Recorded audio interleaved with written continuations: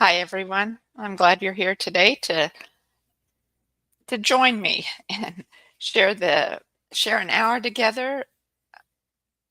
And I thought today, in honor of Friend a Tree Week, where I encourage people to send your intentions throughout the universe by holding a tree and letting the tree send your intentions up through its energy and out into the ether that goes everywhere. So, in honor of Friend a Tree Week, I'm going to read from some excerpts from my book, Ancestral River, A Spiritual Journey for the Living and the Dead.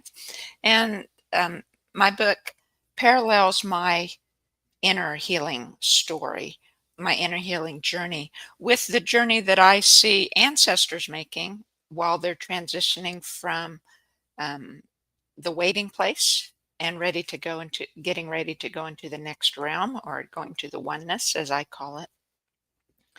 It also parallels with what I learned about ancestors and my experience with them. And a big part of my spiritual journey was learning about trees, and not just trees, but all plants and astrological energies as well, and how they're always working for our favor, that they're full of divine wisdom and knowledge, that they give us strength and healing.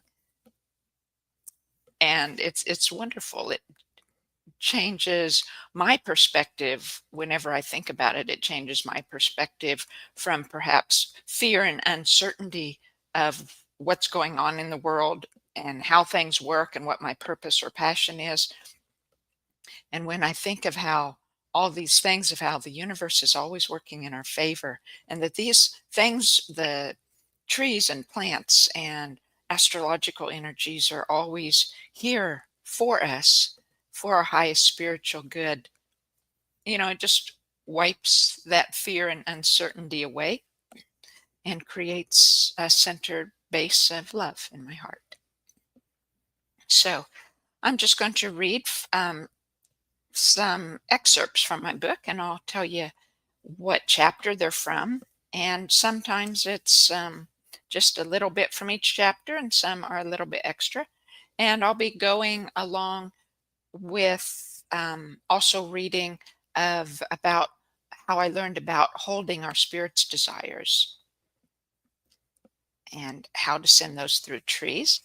And I may be making comments along as I go. So we'll see what happens as I read about trees and as I listen to spirit.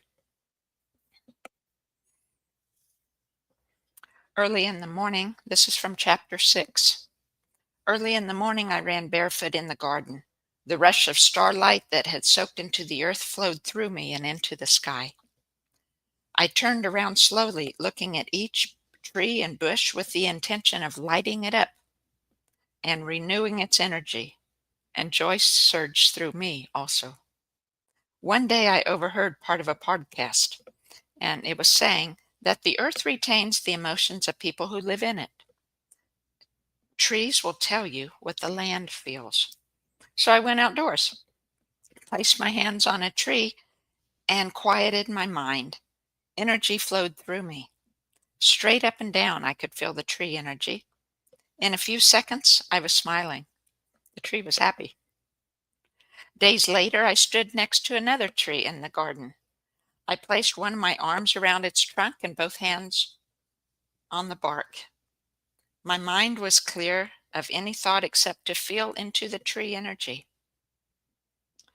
I breathed deeply. Suddenly, I was giggling. This tree was happy too. I tuned it with my forks, but I didn't feel the energy and interaction as strongly as when I just held the trees and listened. Walking through our yard, touching each tree, I said, "Thank you for being a beautiful part of my yard," or "Thank you for your shade, for being shelter for the birds and animals." Holding a strand of flowers on a shrub, I said, "I'd like to feel your energy." A soft wave of energy flowed through me, as gentle and lovely as the flowers. I said, "You're beautiful. Thank you." Still holding the strand, I turned to go, but the vibration was trying to tell me something. It said, "I'm glad you care."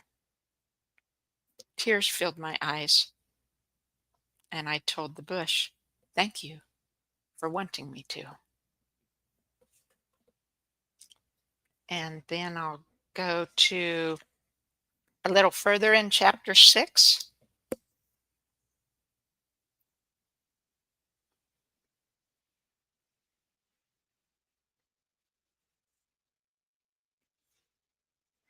Hmm.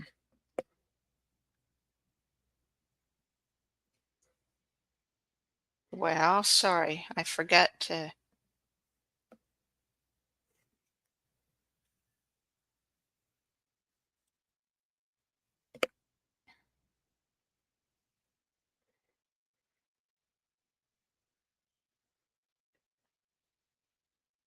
Okay, sorry.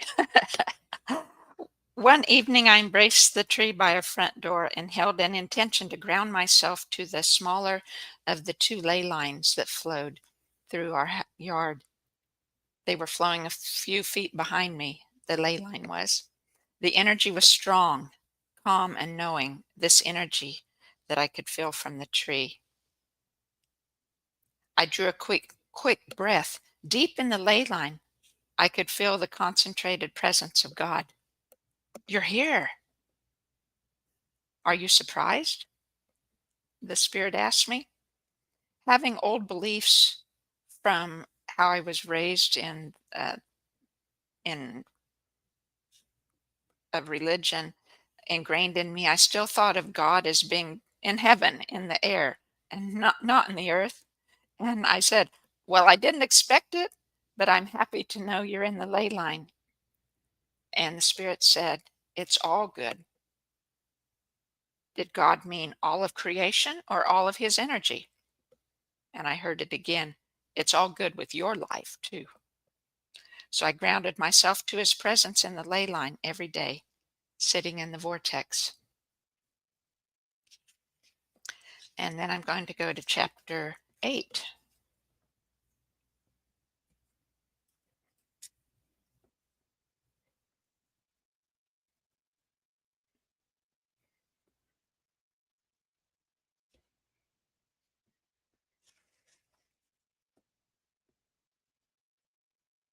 Every day became an adventure as I glimpsed sparkles or felt swirls of spirit presence around me. Experimenting barefoot in my garden by sensing vibrations after a thunderstorm and hugging trees for more energy, I said to a tree, "Do you have a word for me?" The wisdom of the universe was in the tree.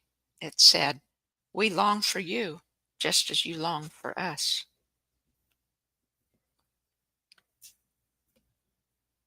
As I sat in my grandma's antique rocker in the vortex one morning in our home, Universal Spirit took me in a vision to a beautiful garden. The whole earth was before me. Giant trees acted as living Tesla towers, conducting the vibration of crystals in the earth through their leaves to recharge the energy of the universe. The leaves of the trees were as long as my hand, thick and narrow, with pointed ends. They stayed green and vibrant long after being picked. In my vision, I could see people place leaves in their home to feel the energy. Some traveled far distances to obtain them. The trees maintained the high voltage of the angels and ancestors in the oneness and recharged the energy of the people on earth who wanted it. These trees represented people's spiritual connection with the angels and the oneness. Later, I said to my friend, "I want to increase my senses to feel a deeper connection with spirit." She said, "Years ago, I toured pyramids and artifacts of Egypt. Anthropologists in the group agreed that the ancient hieroglyphics indicated that humans had 360 senses. A picture flashed in my mind and tingles ran through my body. The hieroglyphics are referring to the human biofield. It's a 360-degree sensing system. That's what the giant trees were for. People received a daily biofield session if they chose to tune into the tree's vibration with their spirit. But people forget They were spirit beings, and the trees were cut down.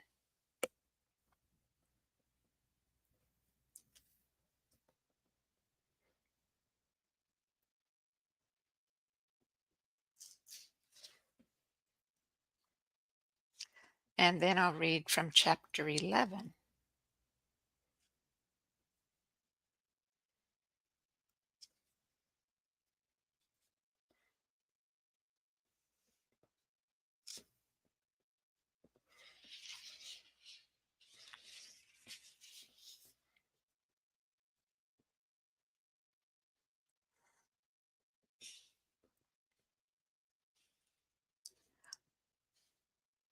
Overwhelmed with worry for my grown children one day, I asked my ancestors in the oneness for wisdom, and my father in the oneness said, "I worried about your decisions, knowing you would hurt, knowing your children would hurt.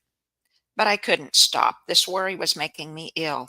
I said to Universal Spirit, help me. My mind won't stop." Universal Spirit's words were soft and kind. "Give it to me. Consciously choose to let me hold your mind." My mind had forgotten I was spirit. I had forgotten my emotions and memories were all held by Universal Spirit in the light waves around me. Consciously choosing for my spirit to be in charge, I said, "Mind, you've worked so hard to keep me safe. Thank you. But I don't want you to be frazzled, so I'm giving you to Universal Spirit, the one who holds all things. You're made of spirit. It's holding you. You're not alone. You're always safe, always held." And immediately my mind went deeply calm for several hours. Every time I felt the slightest hint of fight or flight worry begin, I lovingly said, "Mind, you are held by Universal Spirit." And each time my worry stopped and gratitude filled my heart. I focused and thought clearly again, calm and free of fear. After I tuned my biofield one day, several of my ancestors from generations long ago were ready to transition, but one drew my attention. Without thinking, words flowed through my mouth. "It's you. Thank you for all you've done." He must have had an important role in the world, perhaps like Abraham Lincoln. Now, why in the world did I think of Abraham Lincoln then? Did he look like Lincoln? What would remind me of Abraham Lincoln? The ancestor left in the vortex. Weeks later, a friend announced she was expecting her first child. Knowing that in the womb the baby's spirit would remember being in the oneness, I said to Universal Spirit, "How can I help this baby remember that she's always part of the oneness?" And Spirit said, "Hold her like I hold you." Universal Spirit took me in a vision past the stars, sun, and moon. A little baby was very scared. It was me. I held her close. "Everything's okay, little one." Universal Spirit said, "I held you when you were scared." So I asked, "When I was in the womb or during the trauma when I was 3?" Spirit said, "I hold you always. But in the womb, the mind soon forgot being held. Parents need to hold the Spirit's intentions for their children beginning at conception and teach them that they were part of the oneness. Few people hold their future generations now." Somehow, knowing that Universal Spirit I was really we, I said, "Well, I'd like to meet the ancestor who held me." As I stood in the oneness, ancestors gathered in front of me. A path opened down the center. Again, my words came without thinking. "It's you." The important work of my Abraham Lincoln type ancestor had been holding this intention for my spirit to remember that I was one with Universal Spirit. I said, "Well, who are you?" And he said, "My name doesn't matter.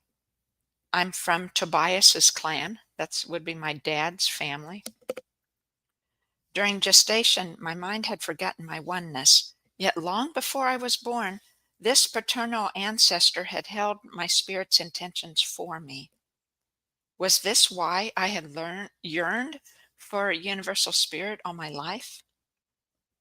Universal Spirit took me within myself again to feel my spirit's intention being held for me. The vibration was loving and being loved at the same time. It was an affirmation of the oneness my spirit already felt, and a confirmation of my desire for the oneness, and a reminder to keep my spirit in charge of my mind so I could choose how to act instead of reacting from fear of not having or being enough.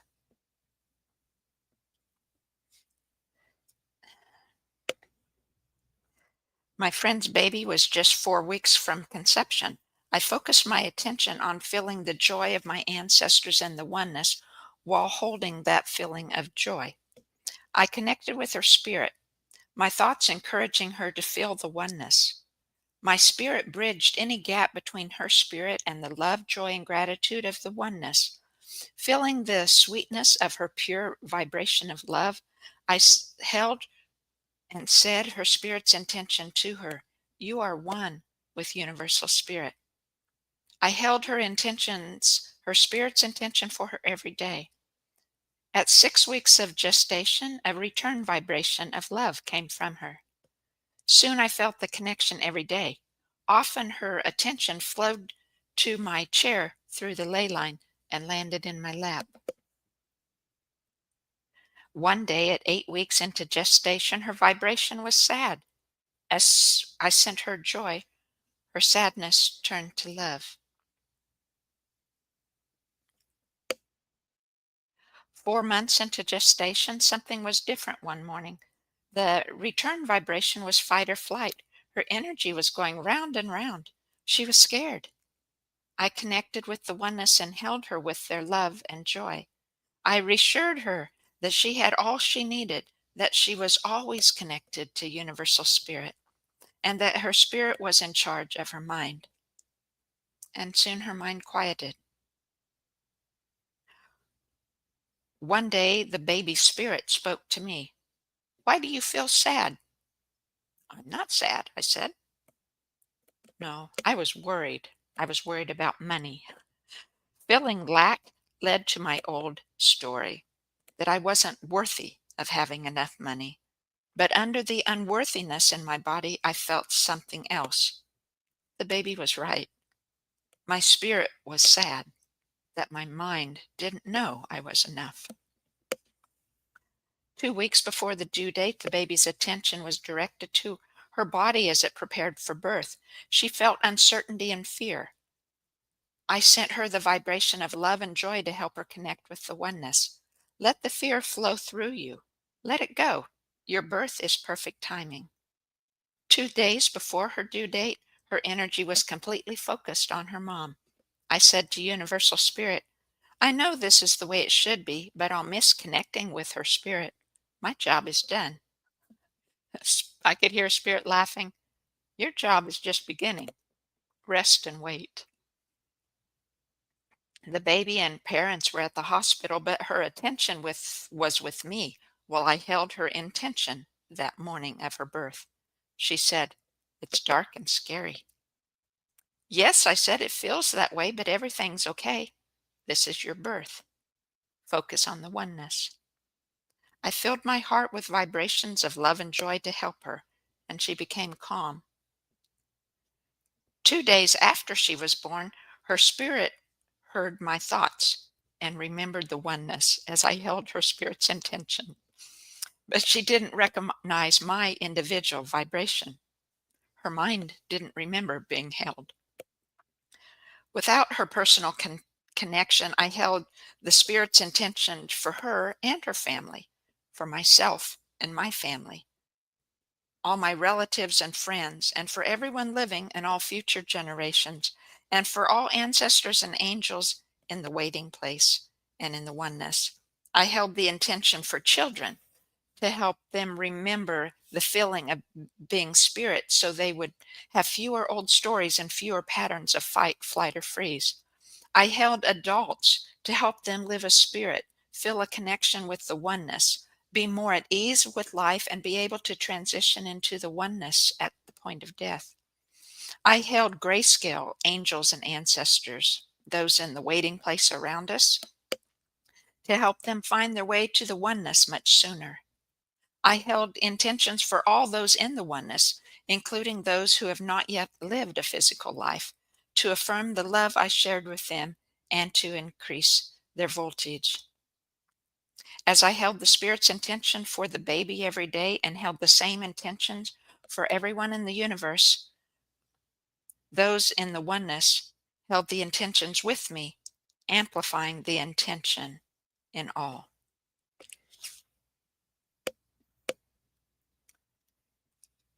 And then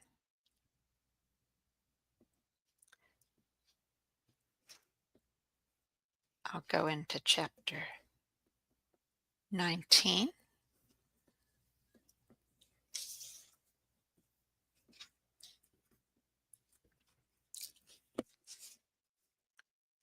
In springtime, we drove through a large city. Most trees were surrounded by concrete. Universal Spirit said, "Hear my voice." My eyes were overwhelmed with the sadness I could feel in nature in the city. "Why are the trees so sad?"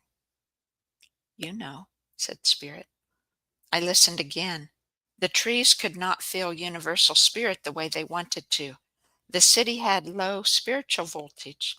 Electromagnetic interference was high, and most people had forgotten how to connect with nature or Universal Spirit every day.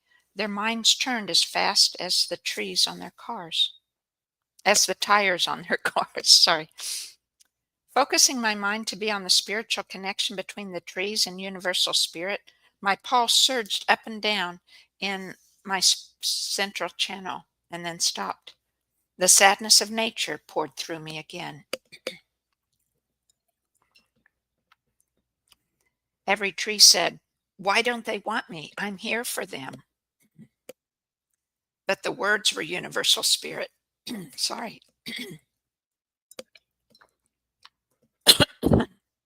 Excuse me. But the words were Universal Spirit. The whole was yearning for all the parts. As I continued to focus, sadness released and their connection to the oneness was restored. Other people in the city were consciously being the connection between nature and Universal Spirit, too, just not enough for continual connection. Home again, I held a tree outside our front door. The tree said, "Learn all you can so you can help us." "What do you mean?" I asked. The tree spoke. "Things will get worse before they get better. You can help us." "Well, what do I need to learn? What's going to happen?" "We'll help you, too," they said. So what did I need to learn? How could I help the trees or the universe? I said to Universal Spirit, "Please bring me what I need to help the trees and everyone else during the times coming." My plea flowed through the universe. The oneness was near. My dad stood on my right, and the ancestor who had held my spirit intention was on the right. My grandpa was on the left, from my mother's side, with the ancient grandfather who knew about the sky clock. My Gabriel, my guardian angel, placed information into my central channel to be revealed to my conscious mind at the right time. That evening, the friend who had told me about Egyptian hieroglyphics sent me a video link. You'll understand this in your own knowledge. A sentence halfway through the video spoke to me. Because all trees were connected through the earth, they broadcast our intention to the universe millions of times through their leaves. So I ran outside and held the tree again, standing as close as I could, hands and forehead touching its trunk. I said with all my heart, "Please broadcast my love for Universal Spirit, the universe, and nature, and broadcast my desire to flow with the abundance of the universe." Strong tree energy pulled my own energy upward and out through its leaves and into the universe for a few powerful seconds. The tree said, "It is done." "How often do I need to broadcast my intentions?" I asked. The tree said, "Any time a desire from your spirit needs to be broadcast." A few days later, I emailed my hypnotherapist a new list of questions because I went to her for spiritual hypnosis to learn from the oneness. She helped me settle into awareness of being part of the oneness and then read one of my questions. "The trees told you things will get bad before they get better. How can you help nature prepare for and thrive during those difficult times? I felt the oneness and told my friend what they said. We can send our intention of restoration, our positive voltage, and our love for nature through the trees into the universe. Electromagnetic frequencies and people's intentions of control, these interfere with nature's ability to receive the helpful vibrations it needs from the universe. After the session, I discussed ideas with my guardian angel. I know we have the power of universal spirit within us. When we choose to live as spirit beings instead of just the physical, our voltage is very great and will really help nature. But is there more that I need to know? Gabriel said, the positive voltage of your intention will change harmful frequencies to helpful ones. Send it through the trees. The love and gratitude of nature helped me form an intention. The next morning, rain energy filled my garden, amplifying those intentions as I held a tree. Please send the intention that my energy will transmute harmful electromagnetic frequencies into the next higher frequency. My intention flowed with the tree through the leaves and into the sky, but I didn't feel it as powerful as I thought I would. I said to Universal Spirit, what can I do to help my intention be more effective? And the tree said, it doesn't have to be for the next highest frequency, just transmute it into helpful ones. And my Gabriel said, after focusing on sending the intention through the trees, place your attention in the sky as if you are actually seeing the harmful frequencies being changed into helpful ones. So I held the tree in my intention again, seeing in my mind the power of the universe transmuting the energy in the sky. Powerful energy surged through me. When it subsided, I stepped away from the tree, still full of energy. Maybe I could make the intention even stronger by organizing a group of people to hold the trees at the same time. We could recharge ourselves as we help the universe. And tears filled my eyes. I said to Universal Spirit, thank you so much. And I hugged the tree, wondering what it thought. And the tree said, we love you. You are sunshine for our soul. Thank you for all your help. And then I'm going to read from one more chapter, the last chapter in the book.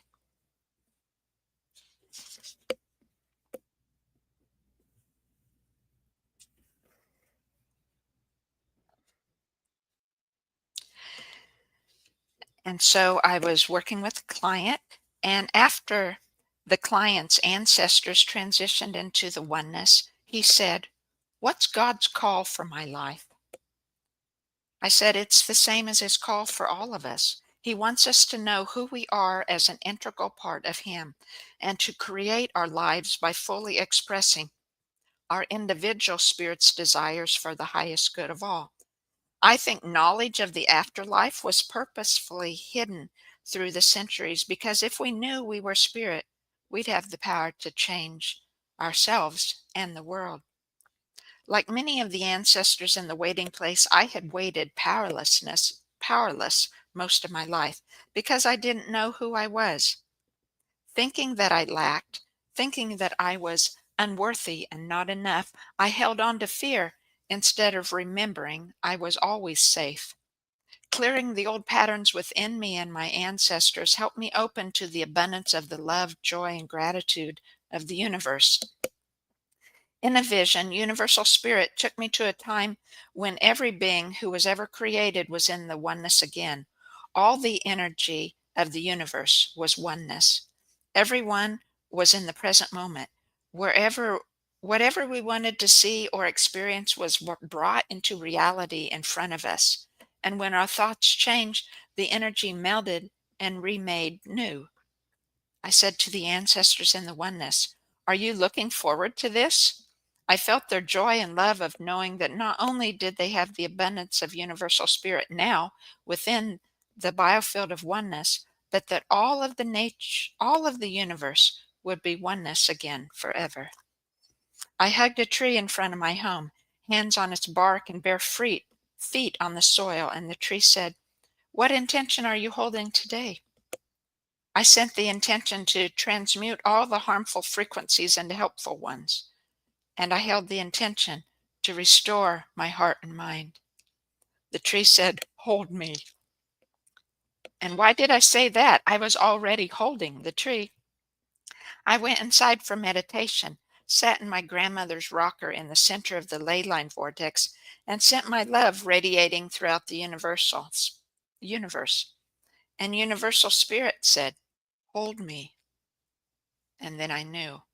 As I hugged the tree again, I pictured in my mind the oneness as I had seen in a vision, when all who ever existed were standing as one, and held their joy and love in my heart for them.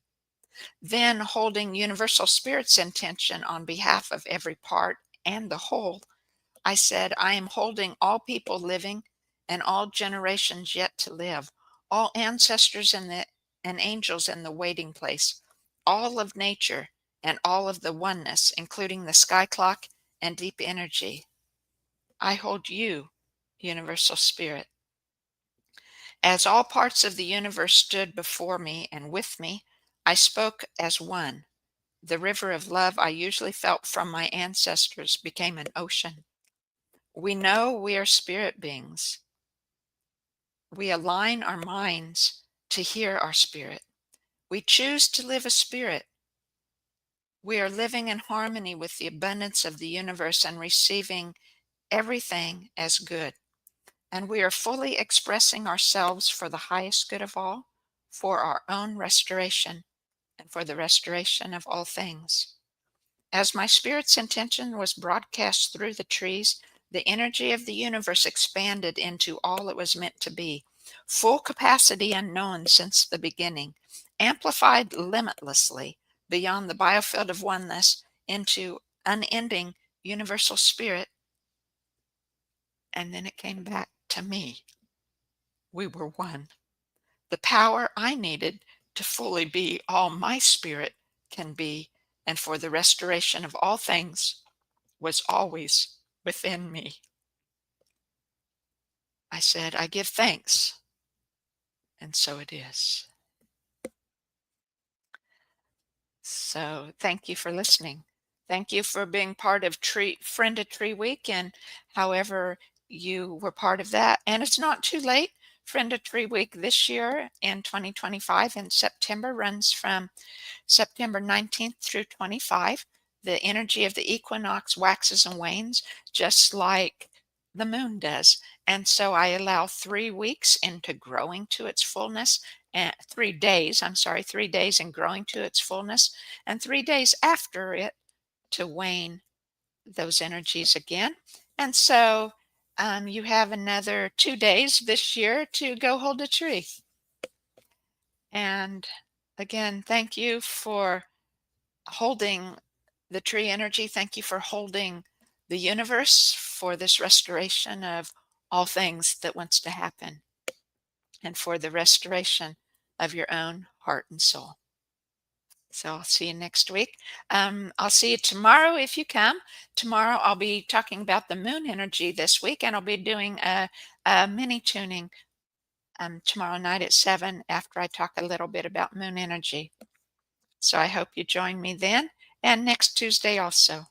So until then, I give you thanks and love. Bye-bye.